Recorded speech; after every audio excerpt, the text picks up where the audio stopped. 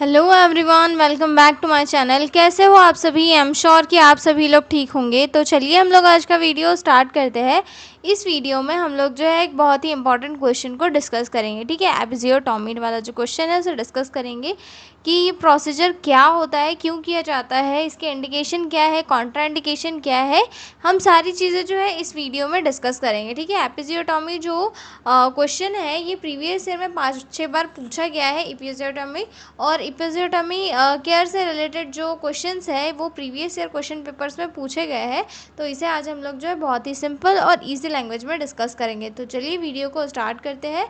और जो लोग भी चैनल पर नए हैं वो लोग चैनल को सब्सक्राइब कर ले। और अगर आपको पीडीएफ नोट्स की रिक्वायरमेंट हो तो डिस्क्रिप्शन में मेरा मेल दिया हुआ है, आप उस पर कॉन्टैक्ट करके पीडीएफ नोट्स ले सकते हो। ठीक है, तो चलिए स्टार्ट करते हैं एपिजियोटॉमी। ठीक है, एपिजियोटॉमी एक्चुअल में है क्या, पहले तो हम इसका मीनिंग समझते हैं। तो एपिजियोटॉमी जो है एक सर्जिकल प्रोसीजर होता है जो किसी भी प्रेग्नेंट लेडी के जो लास्ट वाले स्टेज होता है, यानी कि लेबर वाला जो स्टेज होता है, उस दौरान किया जाता है। मतलब कि एक कट लगाया जाता है ताकि जो बेबी का जो हेड है उसे बाहर निकाला जा सके। ये मेजरली कुछ सीवियर कंडीशंस में किया जाता है, जैसे कि प्रोलॉन्ग लेबर हो रहा है, बेबी का हेड बाहर नहीं आ पा रहा है, वेजाइनल ओपनिंग कम है, तो इस कंडीशन में जो है इसे परफॉर्म किया जाता है। ठीक है, प्रेगनेंसी के लास्ट, अगर एक और बार मैं आपको एक्सप्लेन कर देती हूँ, प्रेगनेंसी के लास्ट स्टेज में जब लेबर पेन स्टार्ट होता है और बेबी जो है डिलीवरी के लिए रेडी होता है, तब कभी कभी नॉर्मल वेजाइनल ओपनिंग बेबी को बाहर नहीं निकाल पाती। तो उस कंडीशन में क्या करता है डॉक्टर या फिर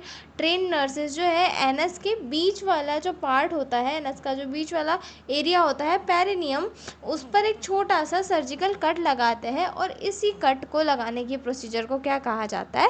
एपिजियोटॉमी कहा जाता है। ठीक है, episiotomy is a surgical cut given on the perineum, the area between the vagina and anus during child birth to enlarge the vaginal opening for easy delivery of the baby. ठीक है, episiotomy क्या है? एक ऐसा surgical procedure होता है जहाँ पर एक सर्जिकल छोटा सा कट लगाया जाता है पेरिनियम के ऊपर।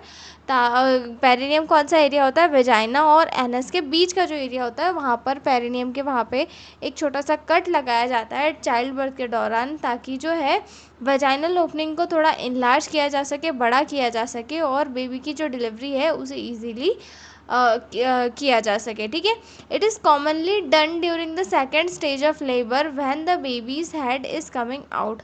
और ये मेजरली कब किया जाता है? बेबी के हेड के बाहर आने के ड्यूरेशन में, यानी कि सेकेंड स्टेज ऑफ लेबर जो होती है उस ड्यूरेशन के अंदर इसे जो है किया जाता है। ठीक है, डेफिनेशन देखते हैं। Episiotomy is a planned surgical incision made in the perineum during childbirth to widen the vaginal opening and help in safe delivery of the baby. ठीक है, एपिजियोटॉमी क्या है? एक ऐसी प्लांट सर्जिकल इंसिजन होता है जो कि पेरिनियम में किया जाता है। कब? चाइल्ड बर्थ के दौरान, ताकि वेजाइनल ओपनिंग को थोड़ा वाइड किया जा सके और बच्चे की डिलीवरी जो है सेफली कराई जा सके। ठीक है, डेफिनेशन समझ में आ गई। एपिजियोटॉमी क्या है? एक ऐसा सर्जिकल इंसिजन होता है जो पेरिनियम में किया जाता है, मतलब जो पेरिनियल एरिया होता है वहाँ पर किया जाता है। कहाँ से कहाँ तक? वेजाइना से एनएस के बीच वाला जो एरिया होता है वहाँ पे किया जाता है, ताकि वेजाइनल ओपनिंग को थोड़ा बड़ा किया जा सके और बच्चे की जो डिलीवरी है वो सेफली कराई जा सके। ठीक है, अगला पॉइंट आता है हमारा पर्पस ऑफ एपिजियोटॉमी की। इसका पर्पस क्या होता है, ये की क्यों जाती है? ठीक है, तो सबसे पहला पर्पस तो हमको ये पता है कि भाई बच्चे की जो डिलीवरी है वो सेफली हो जाए, इसीलिए हम जो है एपिजियोटॉमी करते हैं। ठीक है, सबसे पहला पॉइंट आता है इसमें, इसके पर्पस का, to enlarge the vaginal opening. ठीक है, मतलब जो वेजाइना की जो ओपनिंग है उसे इनलार्ज करने के लिए एपिजियोटॉमी की जाती है। जैसे कि कट कहाँ पे लगाया जा रहा है? यहाँ पे वेजाइना के नीचे लगाया जा रहा है। ठीक है, वेजाइनल ओपनिंग के नीचे लगाया जा रहा है। तो क्या होगा कि वेजाइना का जो साइज़ है ओपन होने का वो बड़ा हो जाएगा। जैसे कि मान लो ये मैं एक स्ट्रक्चर बना रही हूँ वेजाइना के जैसे। ठीक है, ये एक स्ट्रक्चर है, सॉरी, ये एक स्ट्रक्चर है। ये एक स्ट्रक्चर है वेजाइना का, ठीक है। अब ये वाला जो एरिया है ये हमारे एनस का एरिया है, ठीक है। अब यहाँ पे ये कट लगाया जाएगा, ठीक है, यहाँ पर ये कट लगाया जाएगा ताकि जो वेजाइनल ओपनिंग है जहाँ से बेबी बाहर आने वाला है उस वो जगह बड़ी हो सके और बच्चे का जो हेड है वो इजीली डिलीवर होके बाहर आ सके, ठीक है। सेकेंड पॉइंट आता है to prevent severe tearing of tissue, मतलब किसी भी प्रकार का कोई भी टीयर होने से बचाने के लिए जो है अब एपिजियोटॉमी किया जाता है, ठीक है। मतलब कि जैसे कि नेचुरल कभी कभी जो अगर कभी कभी हो सकता है नेचुरल टीयर होता है, यानी कि अपने आप ही वेजाइनल ओपनिंग होती है वहाँ पे अपने आप ही नेचुरल कट लगता है, तो वो कभी कभी एनएस तक जाता है, तो उससे प्रिवेंट करने के लिए एपिजियोटॉमी की जाती है कि भाई पहले ही छोटा कट जो है वहाँ पे लगा दिया जाए और बेबी का जो हेड है उसे बाहर निकाला जाए। अगर नहीं निकाला तो अगर खुद से ही अगर वो कट लग रहा है वहाँ पे खुद से ही जो स्किन है वो कटती है तो हो सकता है वो एनएस तक जा सकती है, तो उसे नेचुरल टीयरिंग से क्या हो सकता है एनएस तक कट लग सकता है, तो उसको प्रिवेंट करने के लिए जो है एपिजियोटॉमी पहले ही कर दी जाती है कि भाई यहाँ से बच्चे का जो सिर है वो इजीली बाहर हो जाए, क्योंकि ये काफ़ी कंट्रोल्ड कट होता है और काफ़ी जो है कम टाइम में रिपेयर भी हो जाता है, ठीक है।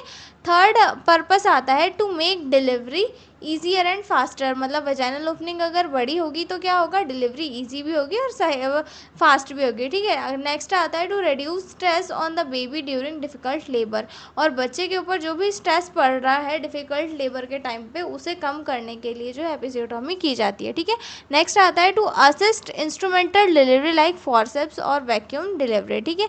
मतलब कि जो वैक्यूम डिलीवरी होती है और जो हम बोल सकते हैं कि इंस्ट्रूमेंटल डिलीवरी होती है तो उस टाइम पे असिस्ट करने के लिए भी जो है लगाई जाती है, ठीक है, क्योंकि उनके लिए क्या होता है एक्स्ट्रा स्पेस चाहिए होती है तो उसके लिए जो है एपिजियोटॉमी की नीड होती है, ठीक है। मदर का जो स्ट्रेस और ट्रॉमा कम करने के लिए भी एपिजियोटॉमी की जाती है, ठीक है। पर्पस समझ में आ गए। अब हम देखते हैं टाइप्स ऑफ एपिजियोटॉमी की कौन कौन से टाइप की एपिजियोटॉमी होती है, ठीक है। तो इसमें सबसे पहला आता है मिड लाइन या फिर मीडियन एपिजियोटॉमी इसे कहा जाता है। तो ये क्या होती है कि स्ट्रेट लाइन होती है एनएस की तरफ, ठीक है। Cut given straight towards the anus, easy to repair, less bleeding and more risk of extension into anus, और इसका जो है काफ़ी रिस्क होता है कि ये एक्सटेंड होकर कहाँ तक पहुँच जाए एनएस तक पहुँच जाए, इसीलिए इसे बहुत ही सावधानी से लगाया जाता है, ठीक है। मिड लाइन एपिजियोटॉमी या फिर मीडियन एपिजियोटॉमी में क्या होता है कि जो कट होता है हम बोल सकते हैं कि कट होता है वो स्ट्रेट लगाया जाता है वेजाइना के नीचे पेरिनियम पे स्ट्रेट कट लगाया जाता है, और इससे जो है काफ़ी लेस ब्लीडिंग होती है, लेकिन इसमें काफ़ी रिस्क होता है कि ये जो है एनएस तक जा सकता है, ठीक है। उसके बाद दूसरी हमारी एपिजियोटॉमी आती है मीडियो लेटरल एपिजियोटॉमी। मीडियो लेटरल एपिजियोटॉमी यानी कि 45 डिग्री के एंगल पर साइड में लगाई जाती है, ये जो कट है वो 45 डिग्री पर लगाया जाता है साइड में, ठीक है। 45 डिग्री फिर या तो हम बोल सकते हैं कि ये 90 डिग्री है, और ये एनएस मतलब ये वाला जो स्ट्रक्चर है हम बोल सकते हैं कि एनएस है, तो ये यहाँ पर जो है ऐसे में लगाई जाती है, ठीक है। सॉरी यहाँ पर नहीं ऐसे में लगाई जाती है, मैं भूल गई थी थोड़ा, ठीक है, ऐसे में लगाई जाती है। Cut is given side way at the angle most commonly used, और इसे जो है मोस्ट कॉमनली यूज़ किया जाता है इसे, और इसका जो है काफ़ी कम रिस्क होता है इंजरी का और more pain and bleeding compare to mid line, और इसमें जो है थोड़ा पेन ज़्यादा होता है और ब्लीडिंग भी ज़्यादा होता है मिड लाइन वाले इससे, ठीक है। उसके बाद आती है हमारी लैटरल एपिजियोटॉमी। लैटरल एपिजियोटॉमी में क्या किया जाता है cut is made away from the mid line and less commonly used. इसमें जो है कट जो है पहले स्ट्रेट जाता है फिर साइड में कर्व होता है, जिसे इसे जो है काफ़ी मतलब ये जो है कट साइड में दे दिया जाता है और इसे जो है काफ़ी रेयरली जो है इसे यूज़ किया जाता है। जे शेप वाला में क्या होता है कि जे शेप एपिजियोटॉमी में क्या जाता है a start in the mid line and curve sideways rarely use. इसमें जो है थोड़ा जे शेप की जाती है, जैसे कि हम बोल सकते हैं कि कुछ इस टाइप की एपिजियोटॉमी की जाती है, जैसे कि ये सीधा कट लगाते हैं फिर इस टाइप का यहाँ पर कट लगाया जाता है और इसे बहुत ही रेयरली जो है यूज़ किया जाता है, ठीक है। नेक्स्ट पॉइंट आता है हम इंडिकेशन के ऊपर कि कौन कौन से इंडिकेशन इसके होते हैं, ठीक है। Episiotomy may be done in the following condition. सबसे पहला तो इसमें आता है लार्ज बेबी, मतलब बेबी का साइज नॉर्मल से बड़ा है जिसे मैक्रोसोमा भी कहा जाता है, तो उस कंडीशन में एपिजियोटॉमी की जाती है, क्योंकि बेबी का वेट बहुत ज़्यादा हो जाता है, लार्ज बेबी जो है लेबर को डिफ़िकल्ट बना सकता है, तो उस कंडीशन में जो है एपिज़ोटोमी की जाती है, कट लगा के बेबी को बाहर लाया जाता है। ठीक है, सेकंड पॉइंट आता है prolonged second stage of labour, यानी कि जो सेकंड स्टेज ऑफ लेबर है, यानी कि जिस स्टेज में बच्चा वॉर्म से बाहर आ रहा है, अगर वो स्टेज बहुत ज़्यादा प्रोलॉन्ग हो रही है तो उस कंडीशन में भी जो है एपिज़ोटोमी के कट लगाए जाते हैं और बच्चे को बाहर निकाला जाता है, क्योंकि इससे जो है मदर को भी काफ़ी स्ट्रेस हो जाता है और बच्चा भी ये जो है डिस्ट्रेस में जा सकता है। ठीक है, उसके बाद थर्ड पॉइंट आता है इंस्ट्रूमेंटल डिलीवरी। इंस्ट्रूमेंटल डिलीवरी यानी कि फॉरसेप वगैरह से या फिर वैक्यूम से अगर डिलीवरी हो रही है तो उस कंडीशन में भी जो है किया जाता है। ठीक है, क्योंकि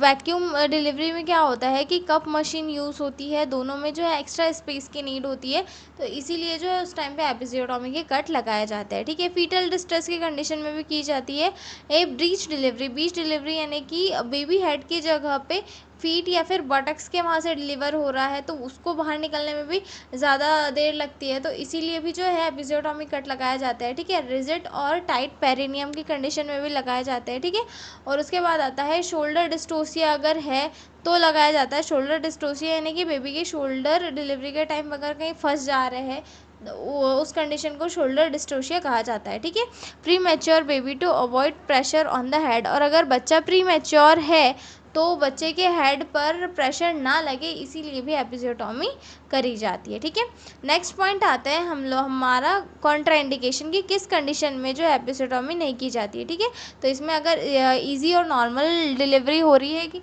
अगर स्मॉल बेबी है और एक नॉर्मल डिलीवरी है तो उस कंडीशन में एपिज़ोटोमी नहीं की जाती। वेजाइनल डिलीवरी अगर इजी है तो तब भी नहीं की जाती, और इन्फेक्शन अगर है पेरिनियल एरिया में तो उस कंडीशन में भी जो है एपिज़ोटोमी नहीं की जाती। ठीक है, प्रोसीजर देखते हैं कि कौन कौन सी प्रोसीजर जो है होती है इसमें। सबसे पहला पॉइंट आता है, सबसे पहले तो मदर को जो है प्रोसीजर एक्सप्लेन की जाती है कि भैया छोटा सा कट लगाएंगे तो बच्चे को ज़्यादा तकलीफ नहीं होगी बाहर आने में, सारी चीज़ें मदर को समझाई जाती है। ठीक है, उसके बाद में असेप्टिक टेक्निक्स को मेंटेन किया जाता है। ठीक है, और उसके बाद जो है मदर को पोजीशन दी जाती है, लिथोटॉमी पोजीशन यहाँ पर मदर को जो है दी जाती है। ठीक है, मतलब लेग्स को सपोर्ट में रखकर जो है डिलीवरी पोजीशन यहाँ पर दी जाती है। ठीक है, उसके बाद जो है give local anaesthesia, local anaesthesia दिया जाता है। ठीक है, क्लीनिंग की जाती है उसके पहले, पेरिनियल एरिया में एसेप्टिक सोल्यूशन से जो है प्रॉपरली क्लीन किया जाता है।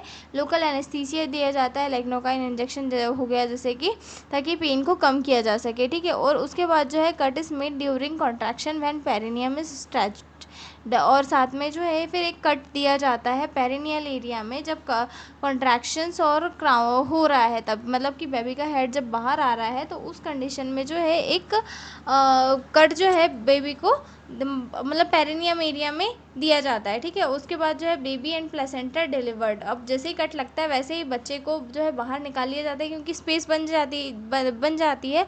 उसके बाद जस्ट बाद में बेबी और प्लेसेंटा को बाहर निकाल लिया जाता है, और एपिज़ोटोमी का जो वाउंड होता है उसे सूचर कर दिया जाता है, मतलब उसे पैक कर दिया जाता है, क्लोज कर दिया जाता है। ठीक है, उसके बाद आता है हमारा एडवांटेज ऑफ एपिज़ोटोमी की कौन कौन से एडवांटेज होते हैं। ठीक है, तो इसमें सबसे पहला आता है प्रिवेंट्स अनकंट्रोल्ड पेरिनियल टीयर्स। ठीक है, तो ये जो है सबसे पहले मेजर तो ये है कि जो अनकंट्रोल्ड पेरिनियल टीयर होते हैं, यानी कि अनकंट्रोल्ड वहाँ पर जो कट लगते हैं डिलीवरी के टाइम पे, उसे कंट्रोल करते हैं कि पहले ही कट लगा के जो है बच्चे को बाहर निकाल लो, तो एनएस तक के कट जाने की टेंशन ही नहीं रहती है। ठीक है, हेल्प इन क्विक डिलीवरी, और साथ में अगर प्रोलॉन्ग लेबर है तो उसमें जो है क्विक डिलीवरी करने के लिए भी काफ़ी हेल्पफुल होते हैं। ठीक है, और बच्चे को का जो ट्रॉमा है उसे भी रिड्यूस करते हैं, क्योंकि बच्चा अगर जल्दी से बाहर आ जाता है तो बच्चे को भी इतनी सारी प्रॉब्लम्स फेस नहीं करनी पड़ती। ठीक है, ये easier repair compare to irregular tears, और साथ में जो है जो इरेगुलर टीयर्स होते हैं, जो नेचुरल टीयर पड़ते हैं, तो उससे जो है काफ़ी ईजी होते हैं ये